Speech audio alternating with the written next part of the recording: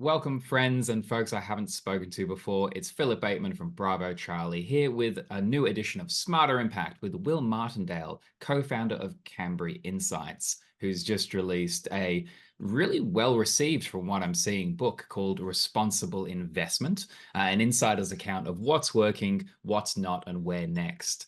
And Will, has been your experience of a first-time author? It's first time author. I should say that it's taken me over 3 years to write the book. Yeah. The publisher is a US publisher. They approached me while I was still working at PRI. I thought it would take me sort of 6, 9 months to prepare, but three and a half years later, almost, we're now here. So, kind of making the most of it. It's been a slog, and it's told, of course, on sort of family and professional time as well. And Canbury Insights, the business you co-founded, which is pretty recent, I think 6 months in at this point. I've seen a few times on it where it says, our vision is to make sustainability meaningful. And what do you mean? We felt that responsible investment had lost its way, and actually, that's a theme that is recurring throughout the book too. That there are lots of often unthinking approaches to ESG integration, black box scoring that we don't really understand, we don't really question the purpose of, some Mm. disclosures that can be quite costly and we don't really use in our investment decision making. I argue in favor of a new definition of a responsible investment, which I expect we'll get onto.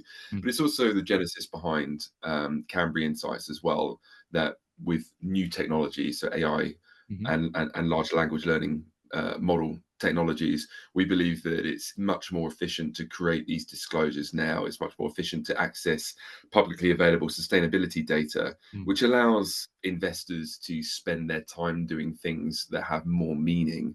That's what we're working on with a number of our clients. And I think it's very clear from going through the book quite quickly, looking at the different sections, you've provided what's almost this like really laid back yet authoritative compendium of the history and the genesis of the movement, if you will, and all these different players that I've like personally seen and interacted with and seen around the traps who have all been doing their sort of life's work in this little paragraph within a chapter. And it's such a wonderful synthesis of like pulling it all together into a mesh and then sort of throwing this net out and going, all right, but what are we catching? What are we going to do with that? I reaching out to some of the contributors. Fiona Reynolds was sharing her view about overregulation in the EU, potentially stifling innovation. And she wondered what your thoughts were on that. So this is I've worked with Fiona for over a decade, a Yeah. remarkable woman, and she's been a champion of mine and really supported me throughout my work. I'm extremely fond of her and learn a lot from her. This is probably one of those topics, though, that I don't agree with her on. There are a few. I think that actually the European Commission has taken a real leadership position in helping us to understand the regulatory structures that are necessary to make sustainability meaningful. And for sure, there's been a few mistakes along the way, and the sort of centerpiece regulation, the SFDR. I titled that in the book SFDR, as in sort of ARGH with an exclamation mark at the end, because it's kind of been quite a frustrating experience for many of those investors that have been required to disclose against that regulation. So certainly made some mistakes, but in terms of really thinking about the role that investment plays in contributing to sustainability outcomes, well, the European Commission, I think, has really been a trailblazer there, and the UK regulators, the Australian regulators, Canadian regulators, and others that have started to follow suit have really been able to learn from the work that the European Commission has done. Mm. Yeah, wonderful. I mean, a lot of my clients are in the impact investment space. So my work is mainly as a strategist and communications consultant. And this idea of Yeah. people having strategies that are like 3 and 5 years out in these turbulent market environments is just ridiculous. It's like we need Yeah. really short-term application of outcomes and actually moving towards things we can measure and implement and get moving rather than this sort of like elongated theory of change, which is bracketed against really specific things that then shift. It's like, well, what are we doing? Um, the systems and tools you're using, the AI angle, you talk about getting in touch with Canbury due to your market leading approach to things.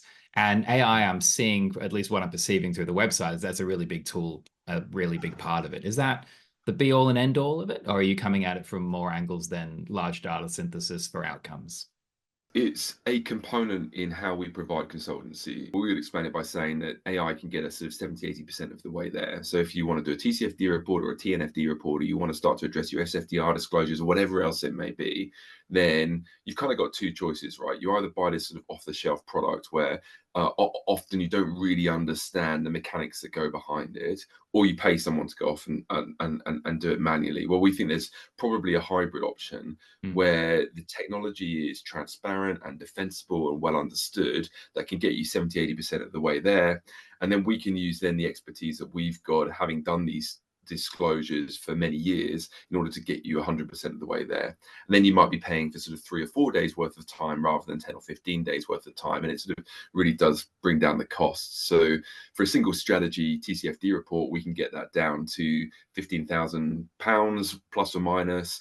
Sometimes it can do a bit cheaper, sometimes it's a bit more expensive if there's a few more complexities around it, but it's much, much more affordable than what we've seen others provide.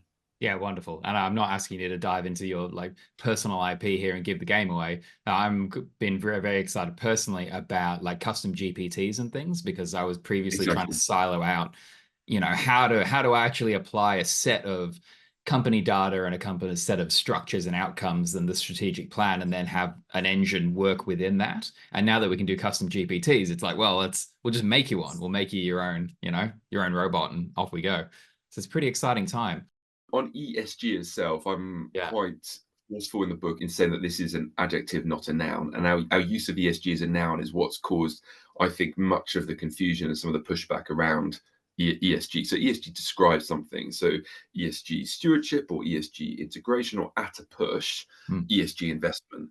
And what Yeah. we mean by that is just more attention to ESG issues, and perhaps has been part of traditional investment. But the motivation here is really understanding the financial performance of a individual company, and that financial performance may have its roots in a number of issues, including ESG issues. So Mm. that's ESG. The title of the book, as you said, is Responsible Investment. Now, I tend to use the words responsible and sustainable interchangeably. Mm. In my day job, I think actually sustainable is a more intuitive term. It's a kind of term that we'd use with our friends and family. It's defined by the UN Brundtland Commission. It's defined in the UN Sustainable Development Goals. But partly out of loyalty to the principles for responsible investment, where I've spent much of my time working in responsible investment, I've decided in the book to use the word responsible. But what I think we're trying to do as advocates of more sustainable capital markets is shift that normative interpretation of what we mean by responsible and what we mean by sustainable. Mm. And then the definition that I put forward of responsible investment is one that does seek to maximize positive sustainability, real world impact, but does so while optimizing risk adjusted returns. So I'm not arguing in favor of concessionary investing, Mm. because I think as a fiduciary, the question suddenly becomes how much concession on which issues, who decides, and so forth. It becomes a governance framework that's very difficult It to also fundamentally goes manage. regulatory constraints about maximizing value for stakeholders. Exactly that, exactly that. But that's not to say that impact can't be part of the investment strategy. So Mm. I say there's sort of 5 characteristics of responsible investment. So the first is a goal, a real world impact goal. So something that the investor is trying to achieve. That might be a decarbonisation objective, or a land use objective, or a human rights objective. Mm. And then underpinning that is intention. How am I going to achieve that goal, and why is that core to my investment strategy? Under that, you've got processes and action. So what are the things I'm going to go and do? And that's Mm. something else I'm pretty keen to talk to you about, because I think that that's not particularly well understood. And we're all maths grads in the investment world, right? Why isn't that we've not been able to put proper methodologies around the processes and actions that we undertake? We sort of treat them all as if they're, well, they're just helping. Well, no, we can be a bit more scientific about that. Yeah. And then underpinning that is measurement, and measurement not just to clients, but also to regulators, so that regulators understand what the institutional investment space is doing in terms of its contribution to sustainability goals. Mm. And then finally, financial performance. As I said, I think these strategies need to meet risk return objectives. Mm. Yeah, wonderful. Yeah, it's a huge thing. I mean, I remember sitting at the GSG summit in Spain and having a representative from Yeah, America talk about how great it was that she could use the word ESG as a risk framework, not as an adjective that had to be avoided in conversation. And people were openly oh conversing. really? as that market Yeah. thing. She's like, we can't say, we have to take it out of our material, otherwise people throw us out of the room. But I'm Yeah. sitting there going, like, from my perspective, ESG is a risk measurement framework that you use internally to look at the external environment. It's not, something you invest in, Exactly. say, as an asset class. So Exactly. yeah, I'm also a member of the Responsible Investing Association of Australasia. So Yeah. of Yeah. all the different terms. And this idea of concessionary interest, I mean, the first thing you were talking about there to me was really values. It's like, what does an investor value? Because that then leads to the kind of impact you want to have. And you don't have to take a concessionary hit to achieve impact. It's simply about measurement and how does your money work and who are the stakeholders and how will they be impacted? Not in like an impact sense, but in a what change is going to be created. I think actions have consequences. The thing that I'm quite passionate about, as you can tell, is that I think that dual objectives is also challenging in a governance framework. So if I've got Mm, one objective, which is financial return, another objective, which is something like quality of life in retirement, well, mm, these two objectives are very hard to bring together. And what happens when they come into conflict, and how do you manage and how do you manage that? And what tends to happen when they come into conflict is that the financial risk return objective trumps the quality of life objective. And so actually you've only got one objective, that's financial risk return. You sort of got this secondary objective that works in the background as sort of all things being equal, nice to have test. yeah, Well, I think we can be more confident than that. And I think that we can say that actually financial return and quality of life should go together. And where they don't, that represents a market failure. yeah, And where there's a market failure, that means that I should be using my influence to engage the policymakers that control the rules that govern that market to seek to address that. yeah, And there might be some things that I'm able to make progress on, but there's also some things that I'm uniquely unable to make progress on. I try in the book to talk a little bit about wealth inequality as one of the themes that maybe an investor might want to consider, but I'm not sure I do it particularly successfully. And it mm, might be that wealth inequality is just one of those topics that institutional investors investing in capital, shareholder capitalism, aren't the right group of organizations to try and tackle on something like wealth inequality, in which case it's okay, we mm, can sit that one out because there's plenty of other issues that we can spend our time in engaging on. But this idea of where these two objectives don't come together, well, that's a market failure, so that's a policy engagement activity. yeah, yeah. But there's a lot in that. I mean, I've been reviewing recently a large strategy for engaging the global South around women's empowerment and this Yeah. idea not only climate bonds but gender equity bonds. And because we've Wow. got Okay. a central focus of basically stabilizing an economy and cleaning up the environment and bringing lifting up wealth, it's women are the driver for that. So we're going to Yeah. put our finance anywhere. And developing sounds like a strange word to use considering the way the world has shifted in the past few decades. But the global South, for want of a better term, it's quite fascinating. But in your book, you talked about, well, on your website actually, trends for 2024, this idea that a singular ESG score has never made much sense. And Yeah. as we were talking, I was imagining, well, what if Bhutan like made a global happiness index, and then that was the main driver for our economic system? But I think there's a line at the end of the book which talks about it's easier to imagine the end of the world than it is to imagine the end of capitalism. And I was just thrilled by that because for the amount of time I've sat thinking about like nuclear winter and the apocalypse, I've never thought of the end of capitalism. I just can't imagine it. It's um, off on a bit of a tangent here, but your experience with politics, I was really quite moved by. Your daughter was quite young, I think, at the time, like 18 months old when you took the plunge. Yeah. Yeah, so I stood. Well, I mean, yeah, it sort of started before she was born, actually. But I Mm, stood in a parliamentary election in Southwest London in a constituency called Battersea in 2015, and the experience.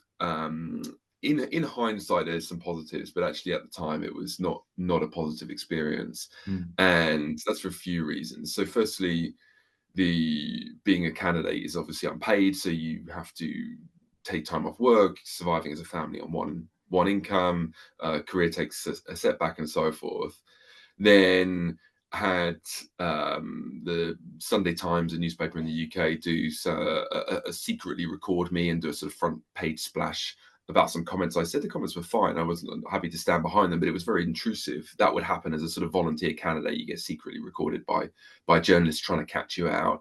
Had the Evening Standard, a London-based newspaper, do this kind of expose because they couldn't understand this person that had worked in finance, then seeking his career in politics. The Economist Group tried to sue me. Had cat litter poured through the campaign letterbox addressed to me. As you just said, my daughter was pretty young at the time. She was 15 months at the time of the election, but during the run up to the election, obviously younger, and so sleeping in our bedroom, and her cot was underneath the window. We had this kind of small terraced house in southwest London. Had to move her cot away from the window because I would lie in bed at night worried that a brick would come through, and then she'd get the glass on her. So it just wasn't a nice experience. And I think that the implication of that is that the two kind of qualities that we incentivize in politics are thick skin and a deep wallet. And that's not really the kind of characteristics that we really want. And I guess your listeners might be saying, well, that's interesting, nice story, but how does that link back to responsible investment? Well, that's because the portfolios that we invest, or if we're sort of specialist, high conviction, sustainable or impact investors, the portfolios of our clients are plus or minus a reflection of the real economy. They're plus or minus the economy into which we invest. And the rules that determine the sustainability of that economy are determined by politicians. And we've got this massive disconnect within responsible investment between investment and the politicians that are deciding the rules of the game. And unless we start to be much more comfortable with providing expertise, trying to challenge company lobbying, seeking to influence policies where they're not working in the best interest of ourselves or our savers, unless we break those barriers, I think that our ability to really drive change is always going to be curtailed. And that's something that I really tried to take head on in the book. I'm using a UK example, but I imagine it's pretty consistent in Australia and elsewhere. If you take a typical saver, they're spending around 50 basis points per year in fees on their pension product. And so then started to look at where those 50 basis points go. Well, around 20 basis points go on administration costs. So that's the pension scheme or superannuation scheme, in your case, HR, their website, their reporting, and so forth. That's just necessary just to provide for the product. But then you've got 30 basis points then left for the investment strategy. Now, a few of those basis points will then go on hedging instruments, so trying to hedge interest rate changes or inflation or foreign exchange, whatever else it may be, leaving, say, 20, 25 basis points for the growth strategy. Now, if you think that's not actually very much in terms of fee for a high conviction, high quality, sustainable investment strategy, we talk a lot about fee caps, but not really a lot about value for money. And then think about where that 20, 25 basis points goes. Well, most of it goes on to stock selection, zero sum alpha. And so we're all competing on something that overall, as pension savers, we're not benefiting from. And then think within that 20, 25 basis points on that stock selection, well, some of it goes on stewardship, but how much? And if we're being really generous, maybe it's 5 basis points, but I expect it's a lot less. And then within stewardship, how much is being spent on which different types of activities? Well, a lot goes on voting, proxy voting, a lot goes on reporting and disclosure. The actual company engagement, let's say it's 1 or 2 basis points. And then systemic stewardship, so tackling policymakers, engaging policymakers on the rules of the game, well, we're talking a fraction of a basis point. So the action that has the most impact on the long-term benefits for me as a pension saver of my 50 basis points gets the fraction of my fee. We've just got it completely the wrong way around. And then when we think about different sustainability issues, so I'm sure you and many of your listeners are getting pressure around things like biodiversity, TNFD, or why aren't we doing more on the social issues or gender equality you mentioned earlier. We're all fighting for that tiny scrap of basis points at the end of this sort of fee waterfall, if you like. And that's why we're not able to make anything like the progress that we ought to be. We've just got it the wrong way around. There's a gentleman called Scott Pape, the barefoot investor, who has led a phenomenal movement in Australia. One of the articles he got really famous for was talking about creating a golden urinal with the nameplate of the superannuation guy who would have been getting the fees from everybody's super. And just so you know, this is what you're paying for, his gold-plated urinal. And Yeah. But yeah, I digress a little, but it always stuck with me, that visual representation of how do we, where do the fees Well, go? there's the Yeah, I mean, there's in the launch events, I talk about three sets of stories. So the Mm. farcical, the frustrating, and then the serious. Yeah. But in the frustrating, I talk about the way in which much of the responsible investment industry has become pay to play marketing. Mm, And I use a couple of examples. So one was COP26, which was hosted by the UK government in Glasgow, where there was what's called an investment COP, mm, where it rather than have the depth of quality or thoughtfulness around tackling climate change as the requirement for getting a speaking slot, it was whether or not your organization was prepared to pay up to €100,000 in financing that speaking slot. So yeah. you tend to have the large, deep-pocketed organizations, not the high conviction ones, and that was kind of a big missed opportunity. And then fast forward till this year, there's Mm, this conference taking place in a ski resort called Verbier at the W Hotel, one of the most exclusive hotels and one of the most exclusive ski resorts in the world, talking about SDGs and biodiversity. And it's just a big, I mean, if you love skiing, great, go skiing. If you're wealthy enough to stay at the W Hotel, great, go and stay at the W Hotel. I'm really happy for you. But linking that back to sustainable investment, I just think that we've got some optics and interpretation issues here that are really distracting us. but if you do get 90% of the basis points allocated towards your expenditure, you can spend the other 2 basis points chatting about that thing when you're using the expenditure. So Exactly that. Yeah. sadly, yeah, I've had a number of breakdowns for events where I had all the pricing for like, well, if you want this slot and this slot and this slot and this slot, because I would turn up being like, hey, you want to talk about this thing? You want to talk about like effective stakeholder engagement and how you can structure a narrative to demonstrate your theory of change and then implement it and then scale more people giving you their money. They were Yeah. like, oh yeah, sure, but you got to pay 20 grand and then you can have 45 minutes. I was like, but Yeah. that's Yeah. isn't that what we're supposed to be doing? Um, yeah, it's an interesting time, very interesting time. And what did you learn about yourself writing the book? Oh, good question. I've not been asked that. So if I'm honest with you, the part of the motivation for writing the book is around making responsible investment effective. Mm, So it's a sort of campaign motivation. yeah. And I've not talked about this publicly, but in some respects, writing the book has been quite affordable therapy, right? I Mm, mean, it's basically like I go to these frustrating events or have these frustrating meetings, and it forces me to say, okay, why was it frustrating? What was mm, frustrating about it? And how can I fix it? And rather than sort of lie awake in bed just getting more angry about whatever it was that I participated in that I wasn't happy about, I yeah. was able to then think, okay, how can I weave this into the storytelling within the book? How can I create a chapter on this? And so I found that actually, I mean, the book is, as I said right at the top, it's taking its toll. I've got a young family. I've had a full-time job, so it's taking its toll on many aspects of my personal and professional life. But in terms of my ability to um, clarify my thought process Mm, on many of the topics that we're talking about and working on, I mean, not dissimilar, I imagine, to you going through these conversations with these people that you are hosting. It just forces you to make sure that you really understand the topic, up your game, understand the arguments against, and I found that a really quite important and actually therapeutic process. mm.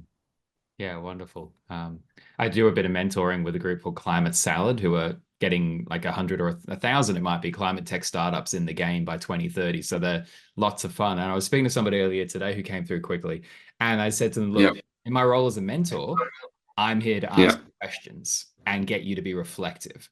And when you pay me as a company, then I'll tell you what to do and do it for you.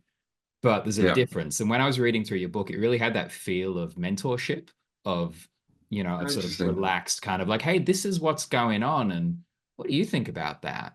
As opposed to this is how the world is. So I really did like that flavor of it. It was, yeah. What did you change your mind about as well, writing the book?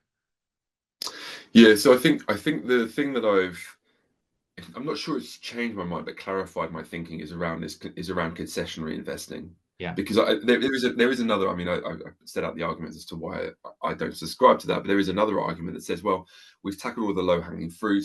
Actually, capitalism is not working as it ought to, and it needs to redirect capital to projects and people that haven't traditionally benefited from capitalism. Mm. And so that needs we need to be much more comfortable accepting concessionary investing. Now, I don't disagree with that, but I think if you ask people to do that for altruistic reasons, we're just not going to get the kind of capital flows that Yeah. we need, which is why I ended up saying, well, actually, that's a policy or market failure and requires a policy or market solution. Mm. And actually, responsible investment itself needs to be consistent with optimizing financial risk return. But that's one of those topics that I've sort of flip-flopped on, if you like, in trying to really think through, because intuitively I would like more capital to go to places that it hasn't, but I don't think responsible investment is the route to get there. Rather, policy changes, market changes are the route to get there.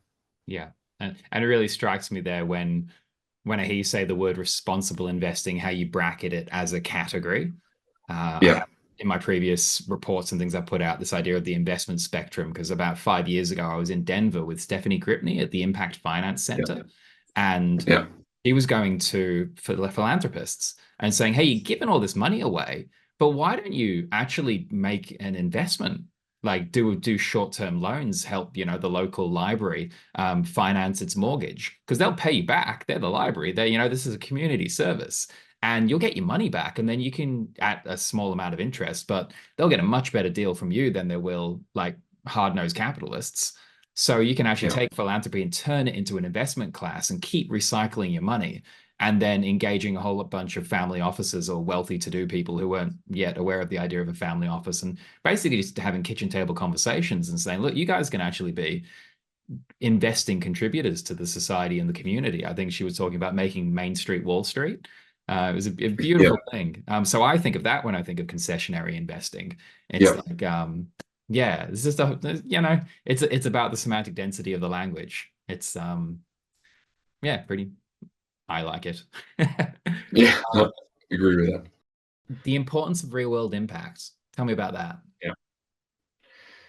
Yeah. So, I mean, if you think about the last 400 years of financial regulatory history, Hmm. we've only ever been regulated on the financial performance, not the real world impact that our financial decision making contributes to. Hmm. And yet, if you took a typical group of savers, and this will be true the world over, and you said to them, what does a sustainable investment do?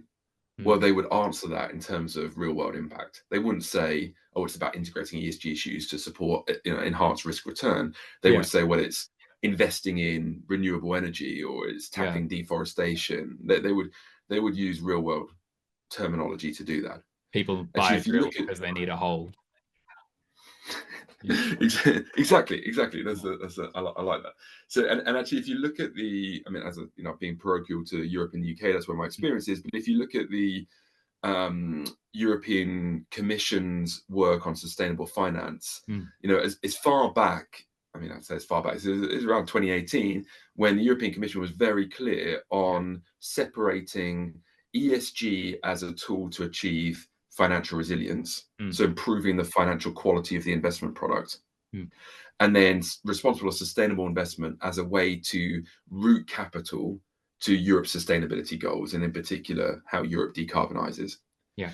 And similarly, the UK regulator, the Financial Conduct Authority, the opening line of their first paper on what they've now determined to be the sustainability disclosure rules, the sets of rules that determine the way in which investors can label their products as sustainable. It says savers reasonably expect that a sustainable investment contributes towards an environmental or social goal. Yeah. And so actually the regulators have been that much more thoughtful on this idea of double materiality or real world impact than arguably than the investment industry has. And we're still a little bit reticent about this because we Hmm. worry about its conflict with fiduciary duties. And well, if you're getting something else impact, then you must be giving up something. Well, that's a financial risk return, not really bringing these two together. And it's the regulators that I think are helping us to do that. But Hmm. obviously, regulation can be slow, and sometimes it can be a bit clumsy, and so we're sort of working through this kind of somewhat grey area where we're not really clear on real world impact, but we sort of are getting there, and there's a bit of a trajectory, but we don't really have the methodology and measurement around it that we ought to. And we do know how we do now have precedent legally for youth groups bringing action against governments for the expectation that sustainability and environmentalism is being considered in their actions. And so, I mean, I wouldn't say the investment industry is the leading edge or the bleeding edge of social like of social action and change. Though the amount of bonds that just got delisted from being called green or sustainable in the EU, I think is in some ways a great thing. It's obviously regulation first, though it does make me think about where Fiona was talking about inhibiting innovation.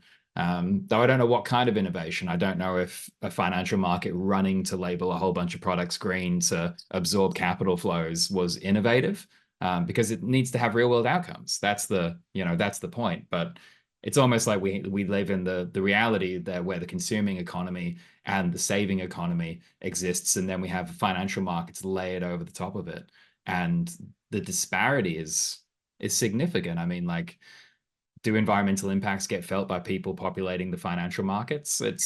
I'd suggest in most cases not. Yeah, no, it's a good observation. I talk about greenwashing quite a bit in the book. So and I give an example that when I was working in my previous organization, the comms agency that we used, we didn't use them for too long, but we used wrote in and said, look, it's something, it's Zero Deforestation Day. Let's tweet about how our investments are stopping deforestation. I was like, well, let's be careful because they're not, right. I mean, Let's be careful there's because some they're things, not. How you just there's some things that we're doing that I think are high quality and high conviction and well thought through, but actually there's probably still quite a bit of deforestation in the supply chains of many of the companies in which we invest, and it's very hard to really understand that, measure it, and take action to address it. So we can't be making these claims. And I include some commentary around Desiree Fixler, who was working at DWS when DWS came under a lot of pressure around how it had labeled many of its green investment products, and talked a little bit about some of her response to that.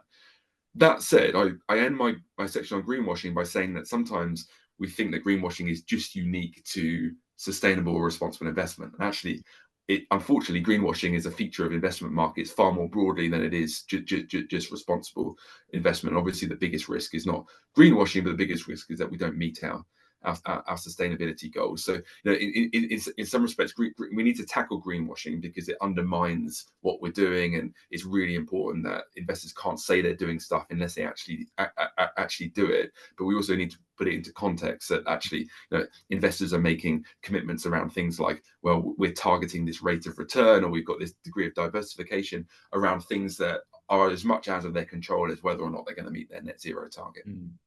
And there is a real nuance to what you're saying there, because in the communication aspect of when I strategize for funds and their investees and things, I'm a real advocate for, let's talk to your people and get their stories of why they're doing it, why they're engaged, because it's nuanced. And just coming out with these sort of like almost, I don't mean the term whitewash, but just this sweep of the arms that is like, things are going to be great. People see through it, but it also doesn't give enough respect to the fact that we do have fundamental psychological drivers in marketing, and people are going to want to either, we can either scare the hell out of people, or we can offer them a better version of the future. So green fields, clean air, clean water, happy people. It's in how humans tell stories, and making that choice between being nuanced and being just sort of like, well, we've got to fill the space, we've got to fill the void, because if we're not making noise, who's going to see us? Everybody is going to see you, but I think it's a choice for clients whether or not that's where they want to be. This idea that everybody else is doing it, so we should be doing it, I just think is kind of slack on behalf of the people who are pitching marketing to others. So I agree. I'll just take a step off my little pedestal there. No. It's like, because we all want to go in a good direction. And I think if you take somebody on the street and you say, hey, do you want the place to be better? They're like, well, yeah. Like, oh, cool. You Yeah, know how we take 10% of your wages and we give it to somebody else to manage? Should they be making it better for you? They're like, well, yeah. I'd get fired if I wasn't doing my work. So why aren't they doing their work? It's exactly. fascinating time.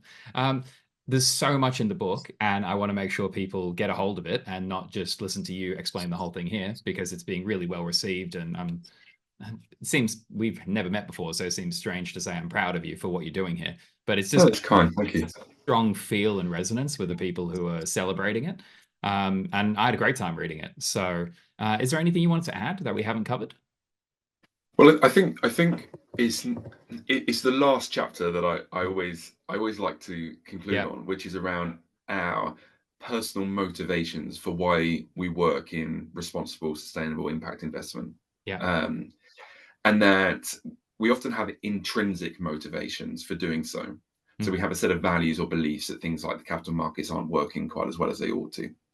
And that's and maybe we've got skill sets in investment or finance, and we believe the power of money can really change that, and that's why we've ended up here.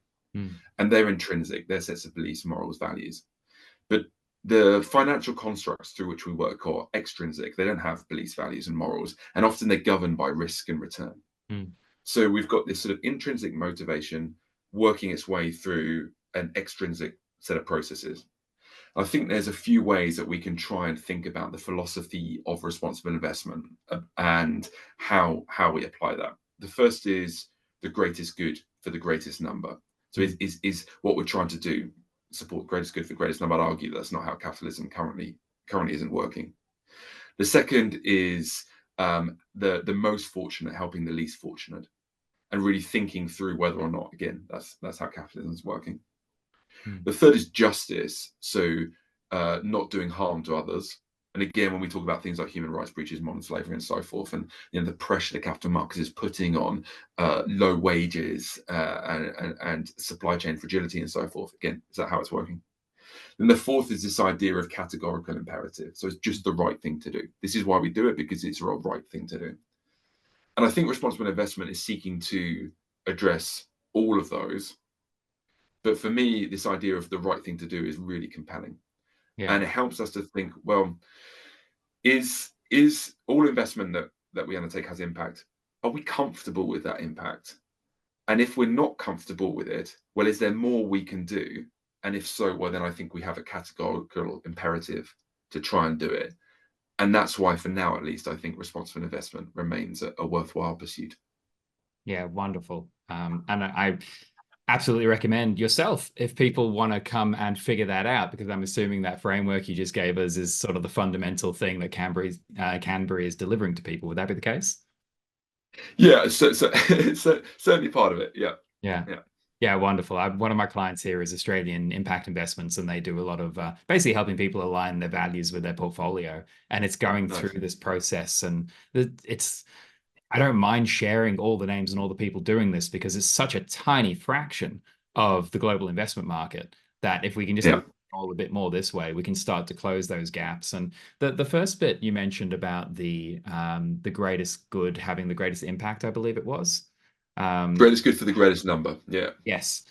In some ways, I know a lot of foundations that are starting to go, well, we have a percentage of our foundation that we give to things, but we have a portfolio of assets. And we could actually take that yeah, portfolio and align it with our values, being a huge movement. And the idea that there's an element of paralysis by analysis, trying to figure out who is the greatest good, like what is the greatest good we can do with our money. I'd be a huge yeah, people leaning in, taking small steps, testing it, measuring it, seeing the outcomes, and then committing rather than just sitting back and going like, oh, got to move $200 million. Where are we going to put it? Like, what's it gonna? How are we going to do that? Oh, will that be good? What about this? Because we're in such tumultuous change. We need to move and do it rapidly. no, agree. And often finding, going back to that thought experiment around the fee basis, Mm, that you can get your net zero aligned product, and you can only pay 2 or 3 basis points for it, and it seems very good, but often it is too good. mm, And really thinking about the purpose of that investment, what it's intended to do, and whether the fee basis that underpins that is going to be able to provide the goals that the investment sets out. And if it's not, well then, as you say, take a little bit more care and thought around making sure that that allocation is consistent with your purpose. Yeah, wonderful. All right, thanks so much for your time. Let's get this out to the people, and let's go do great work in the world. Thank you, Philip. Thanks for having me.